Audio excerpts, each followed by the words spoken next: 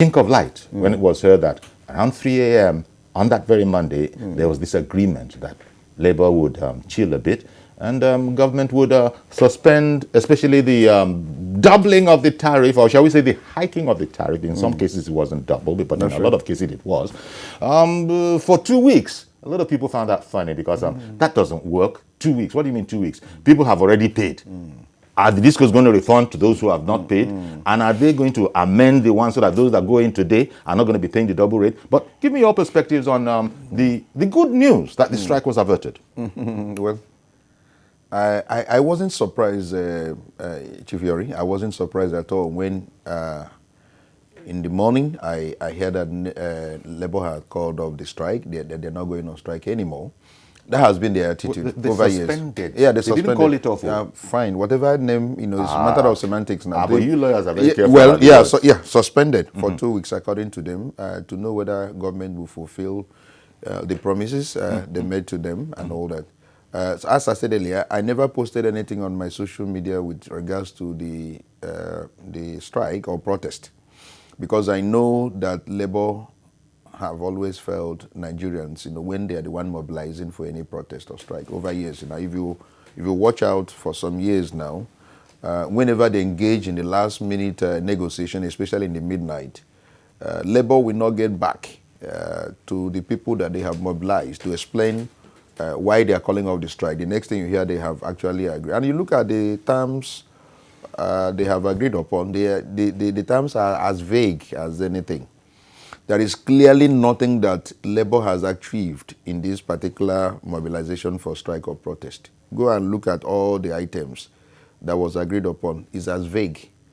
The discourse are even saying that nobody has communicated to them on the issue of reduction of any tariff. And there won't be any reduction whatsoever. Is it within the 2 weeks you're going to do what? As you rightly pointed out, are they going to refund? Like I purchased one yesterday. I mean, still at a high price and all that. So are they going to tariff? Are they going to reduce, refund all that to you? The issue of subsidy we're talking about, what has government actually agreed upon? On the issue of refineries, the functional refinery, which has always been, the basis why Labour have insisted that, look, if you are talking about this subsidy, this is a scam. Why can't we have our refineries functional? Why can't we turn around our refineries and they become functional so that we don't depend on importation of fuel?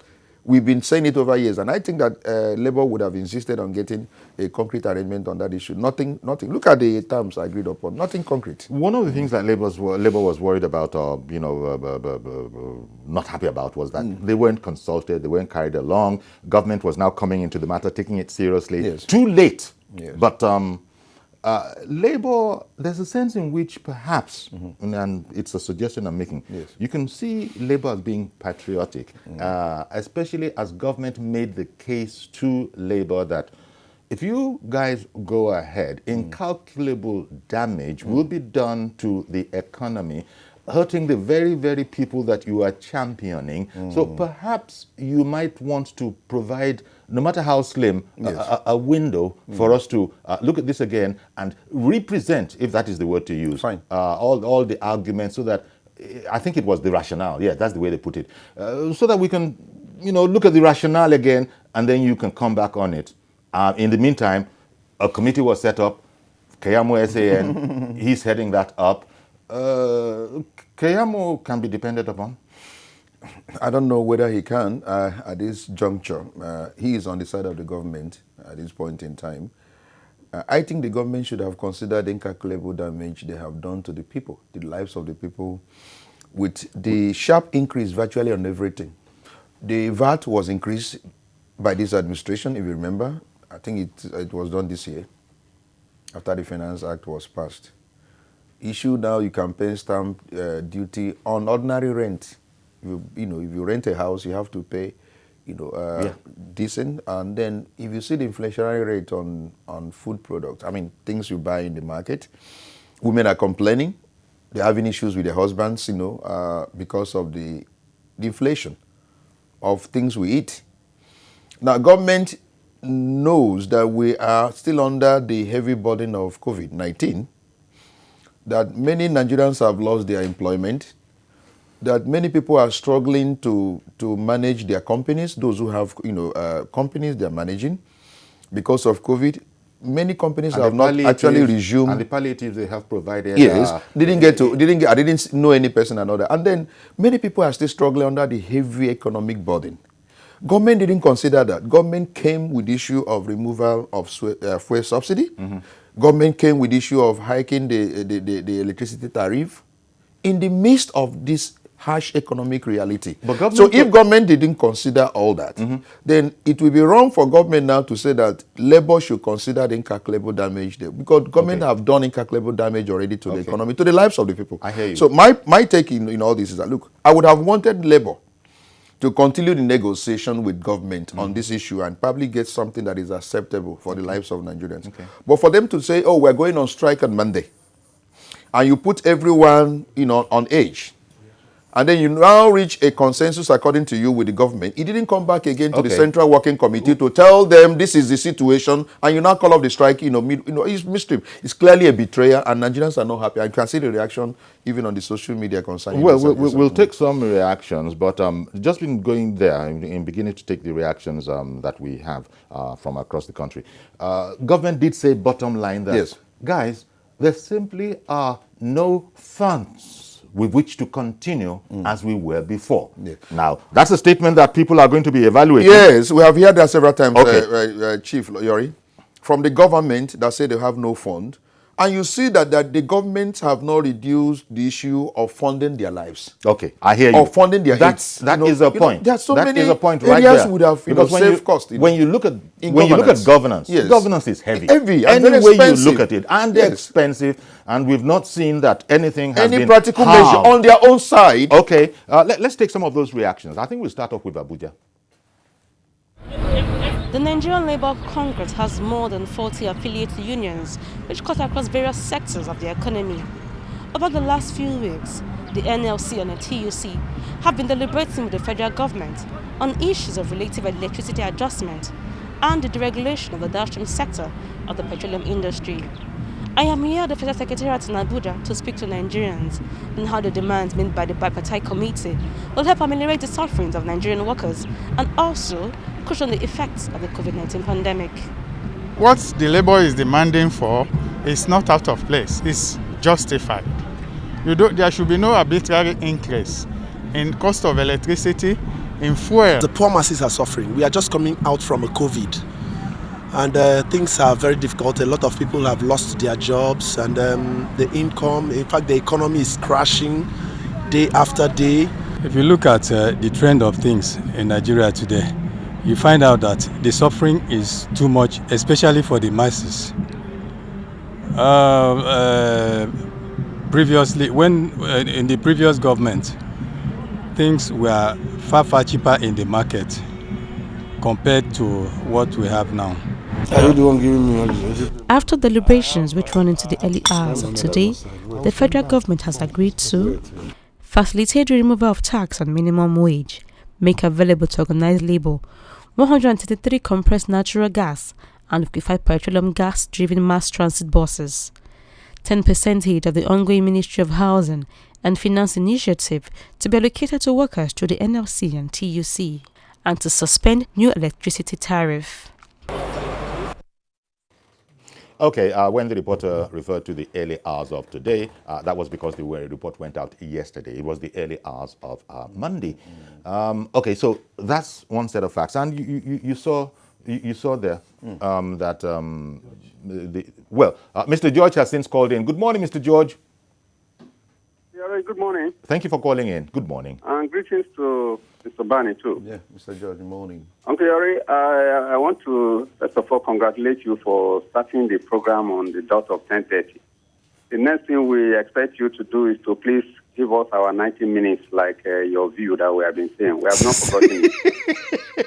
Mr. George, which one was that short? That compliment you first of all started, but carry on, please. Carry on, please. Back to the topic of the day, sir. Yes, sir. Those who are accusing labor of betrayal are not very far from being right. But they have to remember that labor is known for only being very active when it concerns their personal emoluments. The ones that concern the generality of the society, it is handled with levity. That is across board. even the NBA, which Mr. Bani himself belongs to, they used to be gone are the days of Aka Alao Bashorun and Gani Fawemi and Akere Delu and all that, who used to use NBA as a tool to help the populace in terms of dealing with the government. But it's no longer like that now. So we have to accept. So even NBA has compromised, not just Labour. I dare say. Now, we have to say that Labour cannot be expected to do more than they have done. But that is not the issue. We are looking at a situation where the actual problem is solved from the root, not from the branches. We cannot be fighting against increase in tariff when the cost has not been addressed. Let us go back. Let's force the government to go back to negotiate with. The sale of NEPA has to be taken again. Fashola refused he was afraid to do it. Now we must do it. If we don't do it, this thing will continue to recur and recur and recur. Okay, indeed. For how long are we going to be doing all this? Okay, Mr. George, thank you very much for calling in. You see, the situation we have on our hands here is that there are facts. The government is providing facts. There also this thing that you lawyers call equity. So there are so many facts, there's a lot of facts, and there are a lot of people who are saying that it's like the facts everywhere, equity nowhere to be seen. That is to say, fairness. Is this thing affecting, this action, is it affecting all Nigerians equally? It's not. That is, I think that's where the main problem would be. And as Mr. George was saying, it's about time we went and tried to get to the very root cause of all of these problems. Yes. I agree with you that we should get to the root. You said that government is providing facts. I don't know what facts they're providing. Well, for one thing, they say there is no money, absolutely not a kobo, so to speak, for subsidy. There's no government that have actually agreed that there is money. Jonathan's government did not agree. The same thing with Yar'Adua's government. Obasanjo's government never agreed there was money. But the issue is Nigerians keep on... Forgive me for interrupting you. There's Mr. Ubani in Abuja. Good morning, Mr. Ubani. Good morning, Mr. Oakley. Thank you so much for this opportunity again. Good morning, sir. Yeah, good morning, sir. You recall yesterday... You won't greet your namesake? Good morning. Good morning, Mr. Iyori, and good morning, my namesake, Mr. Ubani. Thank you. Thank you for the belated greeting. By way of... No relation, right? No, we're not. Yes, no relation at all. No relation. Maybe from the I think it's a coincidence, and I'm happy to see someone of his caliber bearing my name anyway. Yes, sir. Carry on, please. Yes, I told you yesterday that Labour is not representing the Nigerian workers. They have been, for a long time, completely on their own. The reason why I'm saying so is, one, how can Labour go for negotiation and expect the federal government to carry on the renovation of the refineries within 2 weeks? And then one of the agreements was that government was going to remove tax on the minimum wage. The question is, how many Nigerian workers are enjoying the minimum wage? And then what is the percentage of tax removed from the so-called minimum wage? And what effect will, or what buying power will it confer on the consumers by such removal? Then thirdly, Labour as a union has never been audited. We do not know where the money that comes or goes to Labour by way of deduction from workers' salaries go to. So Labour is not in any way representative of the Nigerian workers. Okay, then. Thank you very much, Mr. Bani. I've got to interrupt you there, but thank you very much for calling. Really appreciated your perspective. Let's take reactions from Enugu. Need to be disappointed in Labour because the whole expectation was that Labour was on our side to protect us from all these hardship. The hardship is untold. We are really in trouble. Even the so-called minimum wage has been rubbished by this. Automatically, the government is not helping us at all. The poor people there are suffering, and they want to increase or heighten the suffering. Very insensitive to the plight of the people. Well, okay, please continue. Yeah, that's a clear reflection of the feelings of Nigerians nationwide. If you go to Kano, it's the same thing. You go to Maiduguri, Nigerians are really feeling very shortchanged. Nigerians actually are also feeling betrayed by labor. Because the idea is that Labour, usually present themselves as fighting for the cause of the masses, not necessarily, for only workers, but for the interest of larger interests of Nigerians. So at this point in time, when government has come up with policies that people are feeling they're inflicting some level of hardship upon Nigerians, and Labour now say, okay, in the light of this, let's engage government on your behalf, and people gave up their power. So okay, go ahead and do that. The CSOs were also, part of this particular bargain in order to reach out a very solid civil society organization. Now you enter into an agreement with government. It didn't get back to the CSO. It didn't get back to other branches of your union in order to communicate. Because I know that the normal thing is for labor, most times when they engage with government, maybe they're trying to reach an agreement. It's okay, government, give us 1 day. Let's go back and get the feedback from our people. You didn't do all that. You just went ahead and signed off, and betrayed Nigerians in that regard. So I think Nigerians are feeling very, very sad, concerning that agreement that was reached. And as I said earlier, those agreements are very vague. Okay. Nothing that is concrete, that was actually agreed upon within these 2 weeks. That's your perspective. Yes, there's nothing concrete. Okay, a reaction from Taraba. Like them to do that strike so that they will take everything serious, because in Nigeria today everything are going high. People are not rejoicing. People are not having no more peace in their distance. If you go market, we are seeing everything is cost. And coming again in that issue of fuel, they have never made any issue about fuel. What they say is about the tariff. Okay, now we're getting these reactions from the people, the real people. And that's very good. So to speak, the bottom of the pyramid, the broadest. Beautiful. But as you know, these things are technical.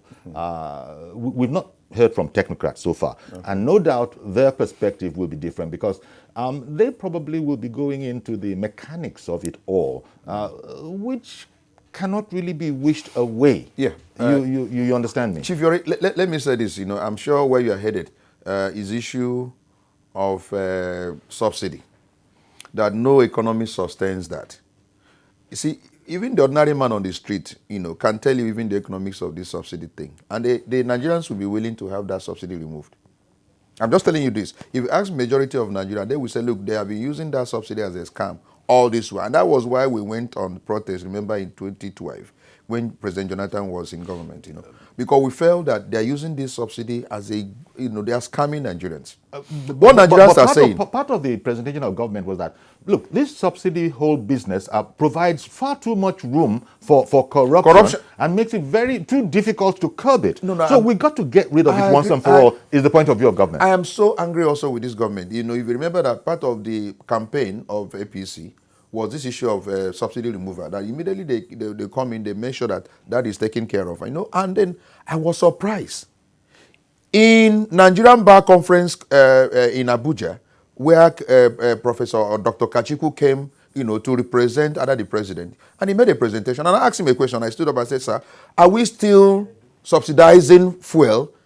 And he said, my brother, we are still subsidizing fuel. I was more than shocked, because at that time they told after APC came into power. They told us that they have removed subsidy and all that. Even now they are talking about removal. Go and watch out. In a year's time again, you'll be hearing that we are still subsidizing, petroleum. So it means that this has been a scam. Nigerians are saying, look, we are not interested in all that. What we're interested is, why can't you have a functional refinery? That has been the question we've been asking. Indeed. And this government made a promise of building refinery. Not even single one have they started. They are now relying on a private one that is being done by Dangote. For God's sake. Let's see what we have from Edo.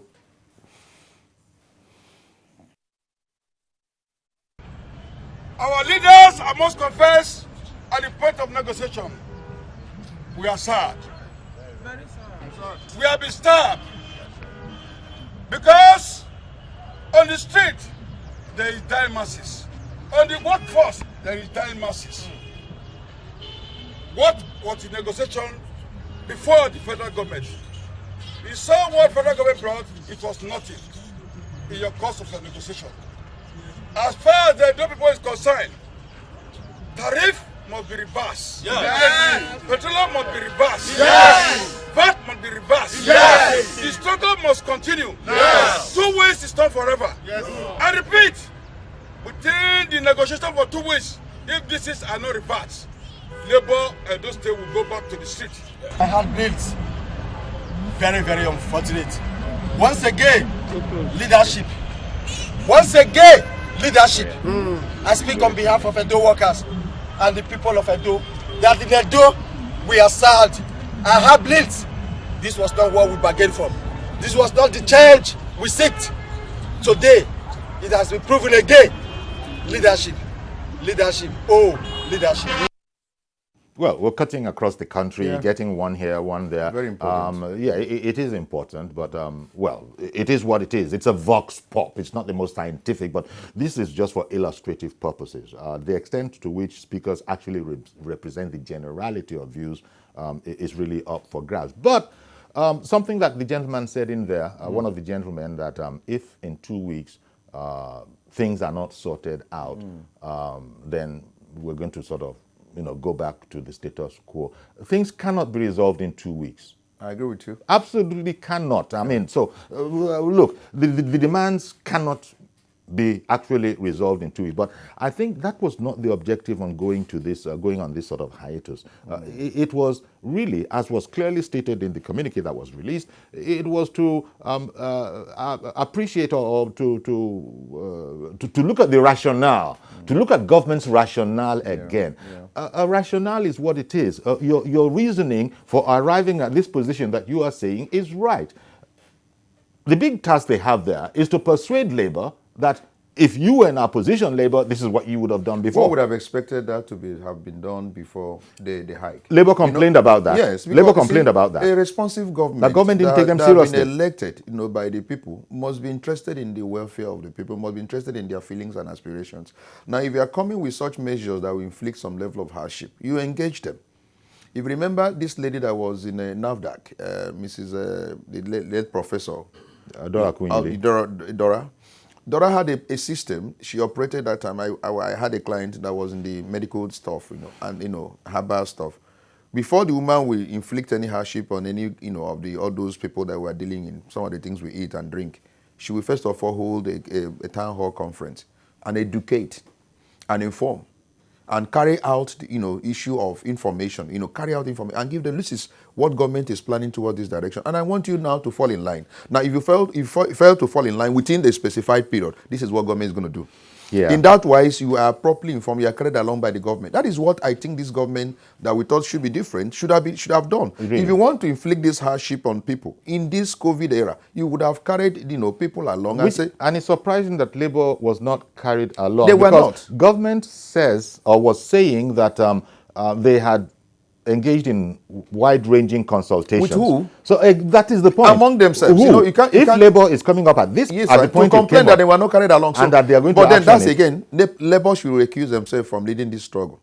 I remember the successful protest we carried out in 2012 was not spearheaded by Labour. It was the entry of Labour into that struggle that that made it it fell flat. Labour sold out. You remember that particular protest? Allegedly. Yes.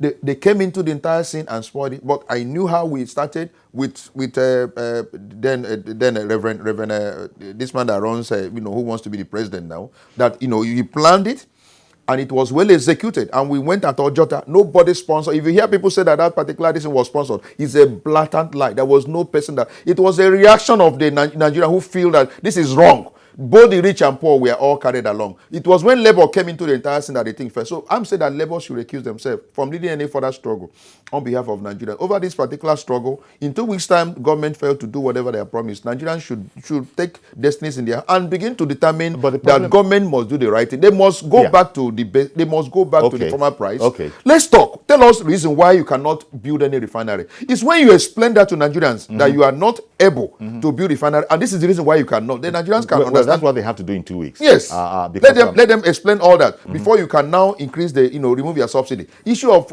electricity tariff. The discos are exploiting Nigerians. The discos are exploiting Nigerians, and Nigerians have been crying that these guys have no capacity to run a issue of power. For Nigerians, most of them had no experience whatsoever. They were all, these things were sold to them, and Nigerians are still, government is still subsidizing issue of light, and we are still paying so much. Okay. No prepaid meters. Okay, let me go to Garuba as I remind us again that government's major plank, most important plank, is that we simply cannot afford subsidy anymore. Good morning, Mr. Garuba. Good morning, Uncle Yori. Good morning, sir. Good morning to Mr. Obani. Morning, May God bless that man. Yeah, Obadiah. He has said it all. Uncle Yori, yesterday I called. I said something. I said this government, they are not sincere. The labor as well, they are not sincere. Honestly, look at your correspondent, what they get the view of common Nigerians along the street. And that's the same thing everywhere.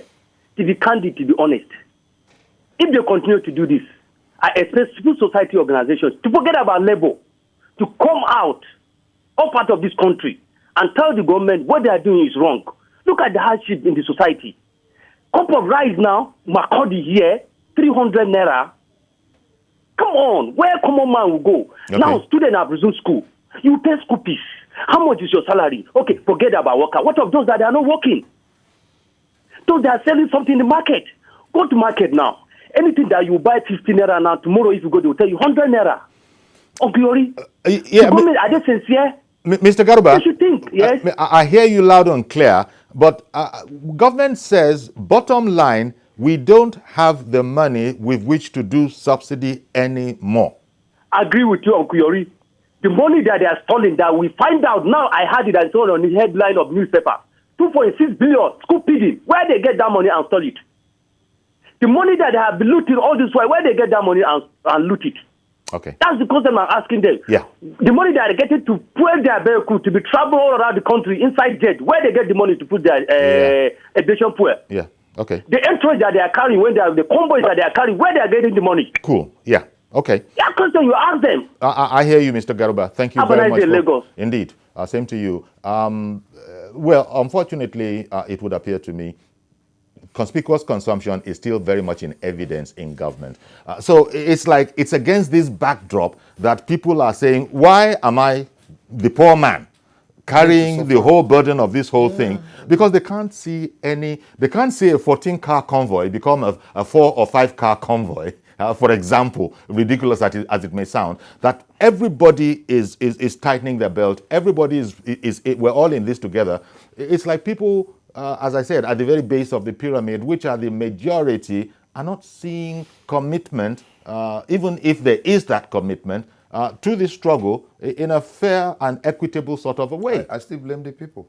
I still blame the people because the moment the people make up their mind that we have had enough of whatever is going on with leadership that lies to the people, you see a situation where leaders are living in opulence, and when you talk about obscene opulence, and then you are meant to tighten your belt as a poor person, you cannot afford 1 square meal a day. Yeah, and these guys are asking you to go hungry completely. This is the problem. And then the man lives in affluence. You see them flying in private jets. You see them, with your money. And then somebody has mentioned 2-point-something billion found in one person's account, individual account that belongs to government. So the fight against corruption is. So what are you telling me? What are you telling me about? So the issue is that I think the people have to make up their mind the way Edo people have.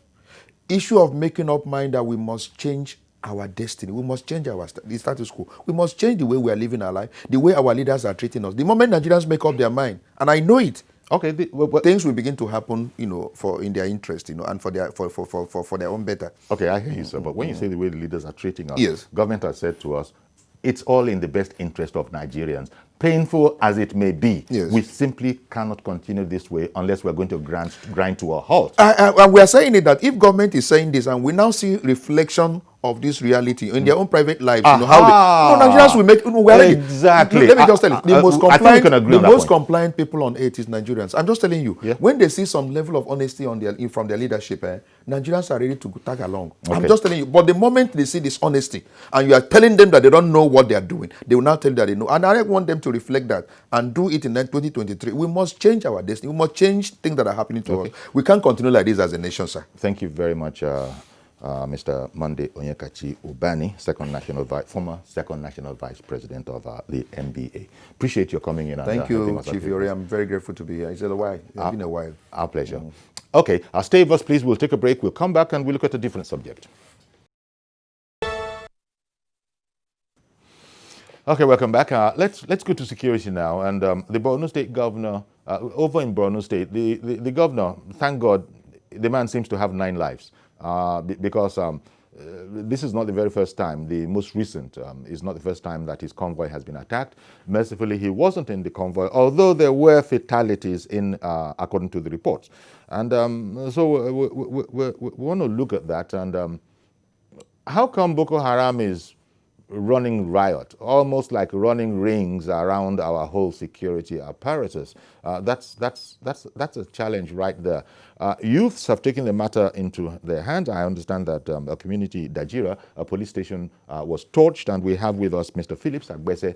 Mr. Agbese is a security expert and a policy and public affairs analyst. Thank you very much for coming on the program this morning. Later on, we'll be having Group Captain Sadiq on the phone as well, as soon as we can get him. But thank you very much, Mr. Agbese, for coming on. Now, I was just referring there about, is it the vulnerability of Borno? Now, the governor is bent on returning people to their homesteads, and Boko Haram seems to be doing everything it can to prevent this. What's your assessment of the situation? Thank you very much. First and foremost, let me commend His Excellency, the Governor, for that zeal, for that commitment. And as a matter of fact, this is what we have seen in the last 5 years, exactly being carried out by our amiable President Muhammadu Buhari. These are some of the things that we have seen our military they have been doing. And I want to use this opportunity to also commend the Nigerian troops for their resilience, for their commitment, their sacrifices, and the patriotism that we have seen in the last 5 years to ensure that there is peace in the whole of the Northeast. Today, more than 5 states have been totally liberated courtesy of the efforts and commitment of the troop. I will also so that you're saying generally progress has been made? No, lots of progress has been made. But Borno seems to be sticking out like a sore thumb. Well, I will not fail to equally commend the audacious Chief of Army Staff, Lieutenant General Tukur Yusuf Buratai, who, as we speak at the moment, is in the theater, hoping to ensure that Borno is also out of this mess. And when we talk about Borno, it is not the entire Borno. I think it is just a part of Borno State, the northern axis, the Moguno, Baga axis. And if you look at the recent attack on the governor, I think this is... on his convoy? Yes, on his convoy. And fortunately, he wasn't, he's reported not to have been in that convoy. Yes, so whether he was in the convoy or not, I think what should grieve all of us is the fact that we still have these issues, you know, still coming up, despite all the efforts that have been put in by the current administration to ensure that we blot out this Boko Haram issue. The first time, of course, he was actually there. There was no casualty. The last one, from the analysis we have carried out, we have seen, of course, that His Excellency was not there. But of course, those who died, the security agency personnel, the civilians, are all Nigerians, and all of us should be grieved that at this point in time, despite all the effort, resources, and commitment we have seen put in so far, that one single individual will still die in this country as a result of Boko Haram attack. But of course, we still have to look at the positive side of what has happened. The fact that the IDPs are being returned, IDPs are returning home for the singular reason. Internally displaced people. Yes, because we have been able to clear these areas. Of course, if Boko Haram were still to be in Baga, so to say, no government will return people home to be slaughtered in the night. They've returned home. People have continued to return home from IDP camps. And I think two dimensions one can actually look at. One, the issue of lack of infrastructure in some of these localities, because after the attack, some persons were actually wounded, and they're on their way to the hospital at the point of the military trying to repair the attack and convey those injured to the hospital. The terrorists planted IEDs along the path again, which also detonated. Does this not point to some sort of compromising of intelligence information? I don't know, it might be a totally different operation, but you hear of American presidents visiting war theaters, and you don't know about the event until you see them speaking to their men on the ground. Yes, and that is where there's a clear difference between what is going on, particularly in the northern part of Borno State today. A couple of times we have seen, of course, there's a wide gap between military operations and political exercises. If you know very well that if the governor of Borno State is going to Baga, there'll be fanfare everywhere, people will know and all of that. Times without number, we have seen, commanders appearing in war zones without them knowing. And that's a clear difference between who is a military person and who is a civilian. If you see the passion exhibited by the governor, I was talking to someone yesterday, I was granting an interview yesterday, and I likened the scenario to a family, the passion of the husband, calm and calculated to ensure that the family keeps rolling, and the passion of the woman to ensure that the family is rolling, but she's jealous, she's nagging, she's making noise, she's making trouble everywhere. But the overall objective is that both persons want to build a family. So we must understand the peculiarity of the Northern Borno situation. And but the security there is compromised, even though I take your analysis, but it is compromised if they know and can therefore plan and indeed mount an attack that has taken fatalities. Clearly, the security there is not as tight as could be, and I don't think it's the civilian people who are experts in security. It should be the professionals that are advising them as to how to be able to take this kind of, even if it is a political kind of maneuver, without being scathed. No, I don't want to completely agree with you that the security there is compromised. I'll say this because there's never been a time that we recorded any attack without, members of the armed forces or other security agencies being involved. And I see no reason why a man who has left his home, the comfort of his family and children to go to Borno to help us fight will not compromise his own security. And at the end of the day, he becomes a casualty in that crossfire. But I think basically we still have serious issues in parts of Borno State. And that is why this should present an opportunity for us, to bring in stakeholders together, for the military to synergize, re-strategize, for the Borno political leadership to work together with the military. There must be intelligence gathering, particularly in these areas. And as a matter of fact, we also understand that quite a number of actors in the theater are not happy with the level of successes that have been recorded so far. So many actors are not happy. The international and non-governmental organizations in the theater are not happy. Those sponsoring Boko Haram are not happy because it looks like the moment people are settled in Baga and the moment the crisis is over in Northern Borno, Nigerians and the country will be able to celebrate and say we have come to the end of this Boko Haram insurgency. And some of these actors who are benefiting directly or indirectly from the insurgency go out to frustrate the efforts of the military.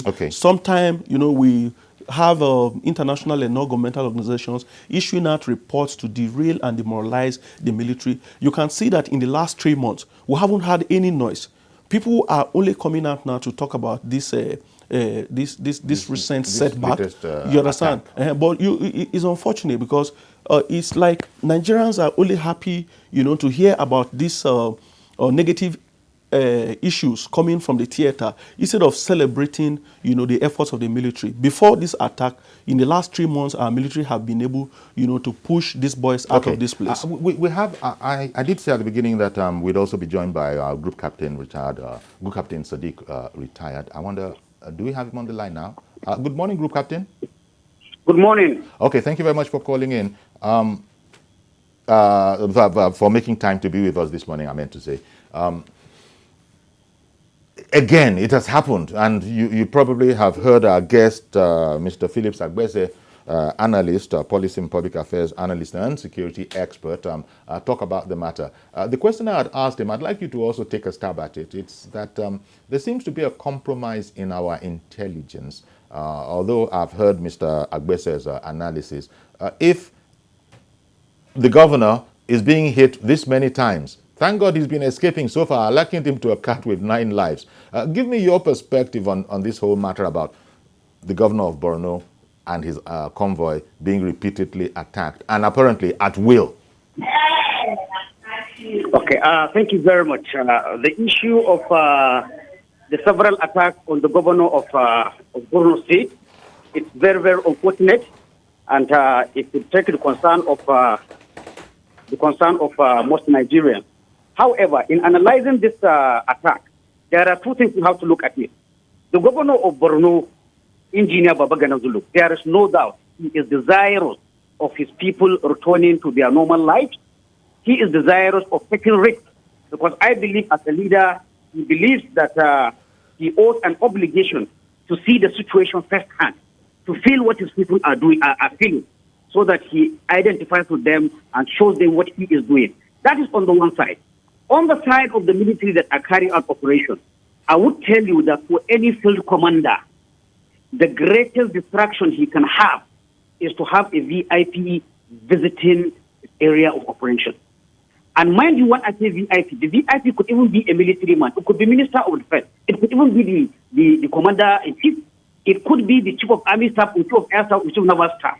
As long as such a VIP is going to visit a frontline area, it is a very big nightmare for the commander on the ground. Why? Insurgents like Boko Haram, they feed on communication. They feed on media hype.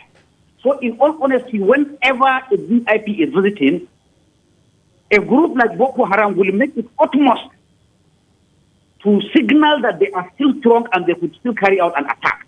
It really doesn't matter whether they eventually kill or injure the VIP.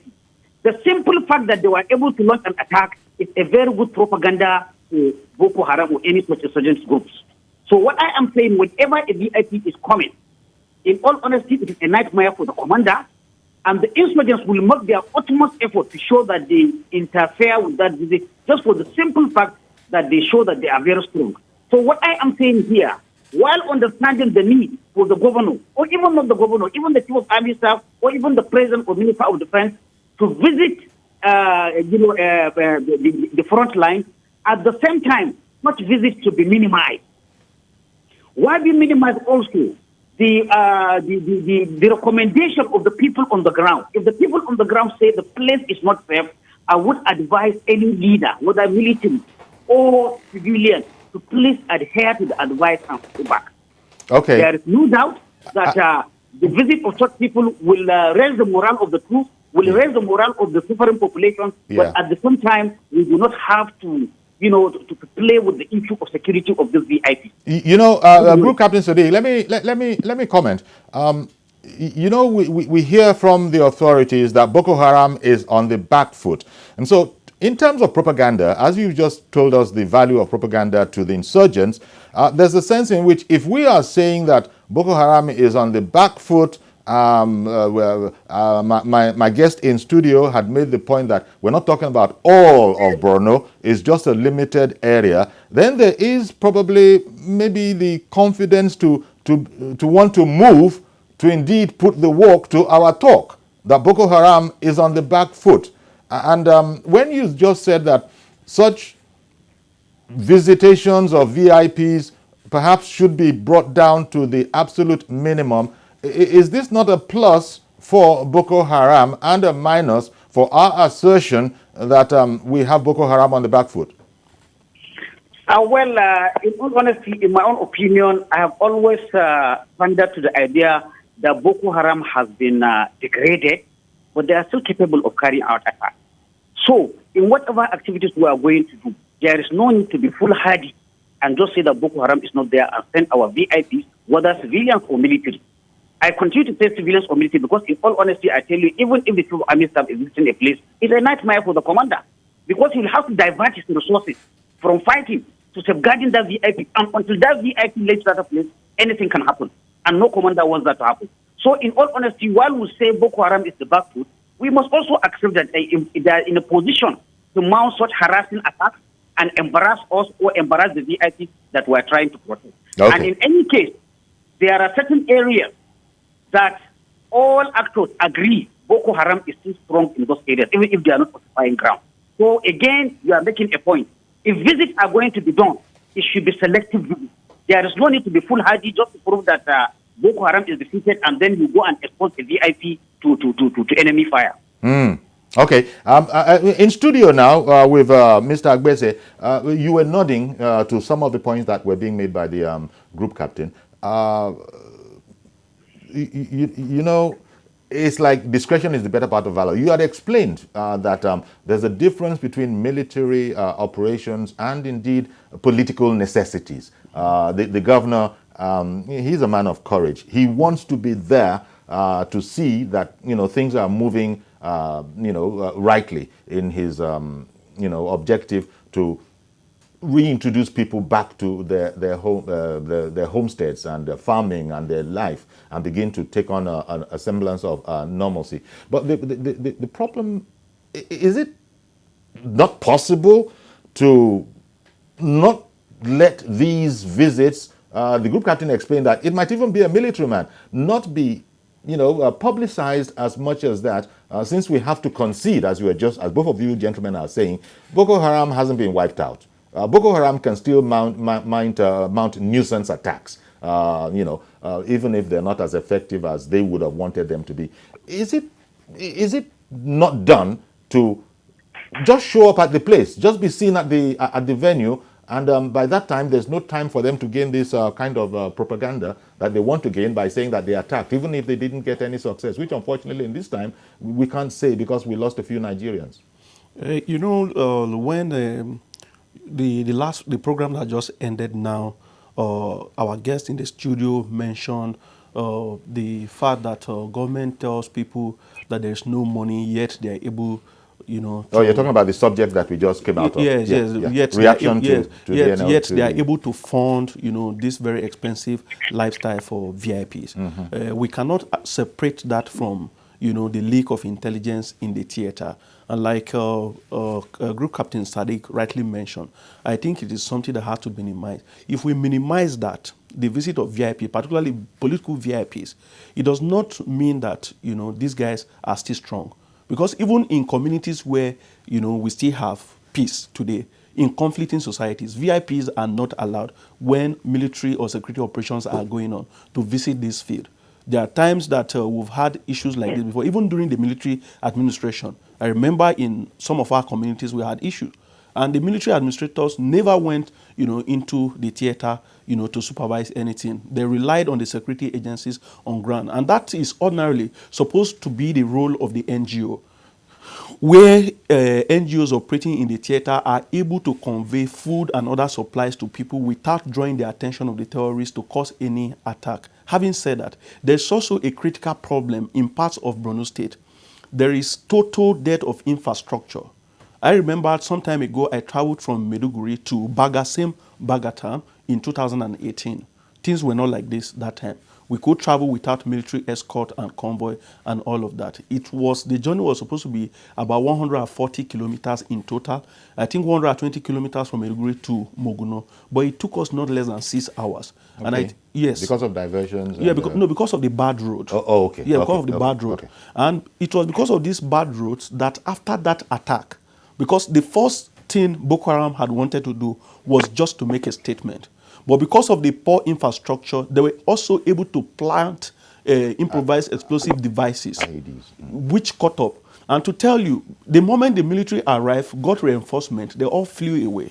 That is to tell you that they were not even ready on their own to fight. It was this lack of infrastructure that gave room, for the high casualty that was recorded, that equally gave room for Boko Haram to also be able to, plan its attack without anybody seeing or knowing or detecting that, these dangerous mines have been planted. So as desirous as His Excellency wants to make possible impact in the next few days and few months, I think there are other areas which he can actually concentrate on, which, building infrastructure, because even the people, at the moment you resettle people back to their communities, they are also entitled as a matter of right, to enjoy good life. Indeed. And you cannot resettle them to a place where you take them 8 hours away from the capital city. They are not able to come to the capital city. And if they are coming, they don't know who they are meeting on the road. So that infrastructural deficit is one area which we think that His Excellency.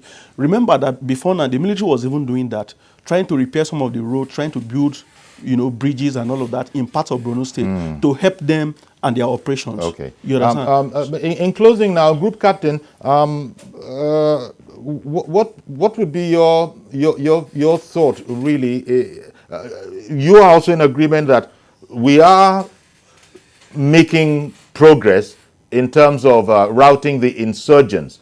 They still are. They're not entirely dead, but it's not as if they are a complete fighting force. Is that? I just wanted to. Is that what you're saying? Because the official perspective is that Boko Haram is largely in disarray and on the back foot. Well, not even government sources, independent sources from various, even within Nigeria and outside Nigeria, confirm that Boko Haram are really in disarray. Okay, I'm afraid I've run out of time, Group Captain. Sorry to interrupt you, but I just wanted to get that confirmation from you, and I'm happy you said not just government, even independent sources. I want to thank you very much, Group Captain, for making time for us this morning. As indeed, I turn to my studio guest, Mr. Philip Agbese, and thank you very, very much for your insights and perspective on this subject matter. Thank you, gentlemen, for helping us out with this particular subject. So that's our program. Then we've come to the end. Unfortunately, we wish we could go on. I always say it at the end of the program. COVID-19 is still out there. Do your very best, please, to stay safe. You know the routine by now.